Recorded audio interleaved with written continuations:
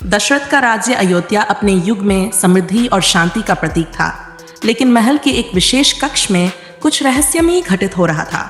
यह कक्ष, जो राजा दशरथ के पुरखों की स्मृतियों से जुड़ा था, सालों से बंद था। इस कक्ष के बारे में बहुत कम लोग जानते थे, सिवाय राजा दशरथ और उनकी पत्नी कौशल्या के।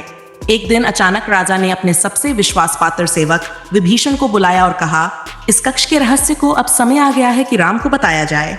राम, जो शौर्य और साहस के प्रतीक थे, अयोध्या के युवराज होने के बावजूद इस कक्ष के बारे में अनभिज्ञ थे।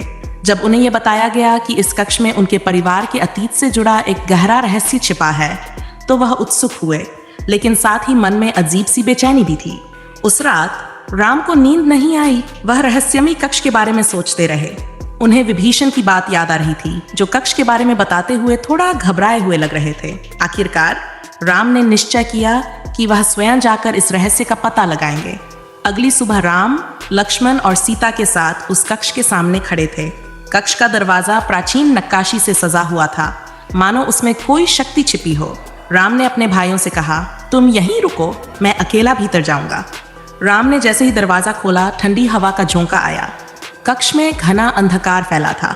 दीवारों पर पुरानी चित्रकला और शिलालेख थे, जिन्हें राम ने पहले कभी नहीं देखा था। कक्ष के बीचों बीच एक अजीबोगरीब प्रकाश था, जो एक बड़े पत्थर से निकल रहा था। राम उस पत्थर के पास पहुंचे और जैसे ही उन्होंने उसे छुआ, अचानक कक्ष के चारों ओर भयंकर आवाजें गूंजने लगीं।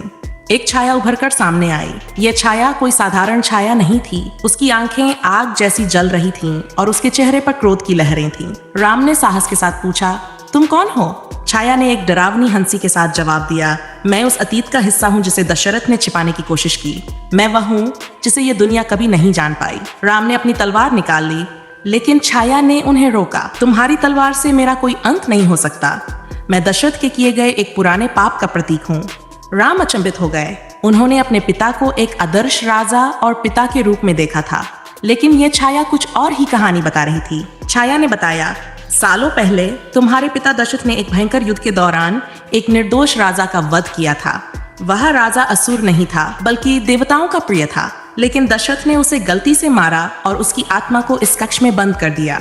मैं उसी राजा की आत्मा हूँ और दशरथ ने मुझसे वादा किया था कि जब उनका पहला पुत्र जवान हो जाएगा, तब वह मुझे मुक्ति देंगे, लेकिन दशरथ ने वादा तोड़ा और मुझे यहाँ सदियों से कैद कर रखा है। अब तुम, राम, मुझे मुक्ति दे सकते हो। राम असमंजस में थे। एक ओर वह अपने पिता का सम्मान करते थे, दूसरी ओर वह सत्य और न्याय के प्रतीक थे। उन्होंने निर्णय लिया कि वह इस छाया का सच जानेंगे। तुम्हें मुक्ति कैसे मिल सकती है? राम ने पूछा। छाया ने कहा, तुम्हें अपने पिता के अपराध को स्वीकार करना होगा और मेरे अंतिम संस्कार की क्रिया करनी होगी, तभी मैं मुक्त हो पाऊंगा। राम ने अपने पिता के पाप का भार अपने ऊपर लेना उचित समझा, क्योंकि सत्य की राह पर चलना ही उनका धर्म था। उन्होंने छाया को आश्वासन दिया कि वह उसकी अंतिम इच्छा पूरी करेंगे। राम ने तुरंत विभीषण और सीता को बुलाया और सभी ने मिलकर उस आत्मा के अंतिम संस्कार की प्रक्रिया पूरी की। जैसे ही अंतिम संस्कार हुआ, छाया ने एक गहरी सांस ली और शांति से गायब हो गई। राम ने महसूस किया कि उन्होंने न केवल एक आत्मा को मुक्ति दी है, बल्कि अपने पिता के बोझ को भी हल्का किया है। लेकिन यह रहस्य यहीं समाप्त नहीं हुआ। राम ने विभीषण से कहा, इस कक्ष को फिर कभी न खोला जाए। यह रहस्य हमारे परिवार की प्रतिष्ठा और भविष्य के लिए आवश्यक था। अयोध्या वापस लौटते हुए राम के मन में उस घटना की गूंज अब भी थी। यह एक ऐसा रहस्य था जिसे वह कभी किसी से साझा नहीं करेंगे, लेकिन अब उन्हें अपने पिता के फैसलों और अतीत के बोझ को समझने की गहरी दृष्टि मिल चुकी थी।